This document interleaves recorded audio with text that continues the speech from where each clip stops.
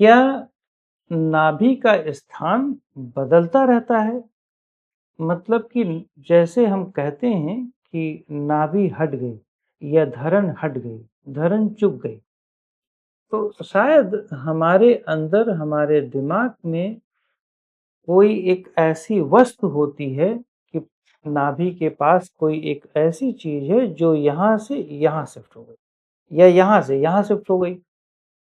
नीचे से ऊपर कभी भी हम कहते हैं, कभी राइट में कहते हैं, दाहिने हिस्से में, कभी बाएं हिस्से में, कभी नीचे।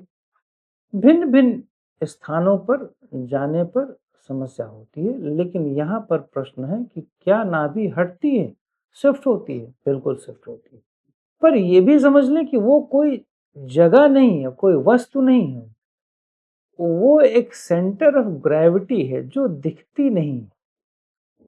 अगर उस पर कोई दिक्कत आती है, आंच आती है, तो आपकी वायु में शिफ्टिंग होती है, आपका वात रोग बढ़ता है।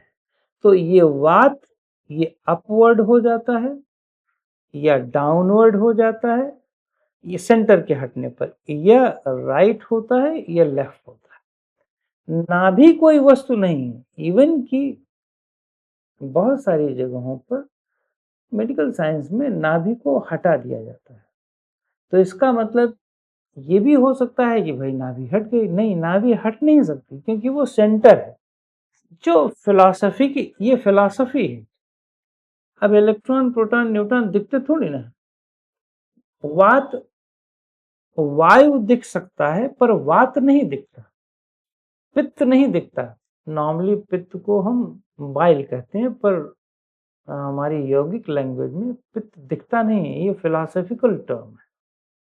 कफ को हम जल कहते हैं, पर ये वास्तव में जल नहीं है, ये फिलॉसफिकल टर्म होता है। वैसे ही नाभि एक फिलॉसफिकल टर्म है। इसके दबाव से, इसके इम्बैलेंस से वायु में शिफ्टिंग होती है। तो इस बात को हम समझें। शायद हम इस बात को नहीं समझते, तो हम सोचते हैं कि नाभि कोई जगह है, वो यहाँ से वहां हट गई। जैसे कोई ज्वाइंट डिस्प्लेस हो जाता है, वैसे ही नाभि को डिस्प्लेसमेंट कहते हैं। अब चूंकि हमारे पास और कोई शब्द नहीं है, तो हम डिस्प्लेसमेंट वर्ड टर्म यूज करते हैं, पर एक्चुअली ऐसा होता नहीं।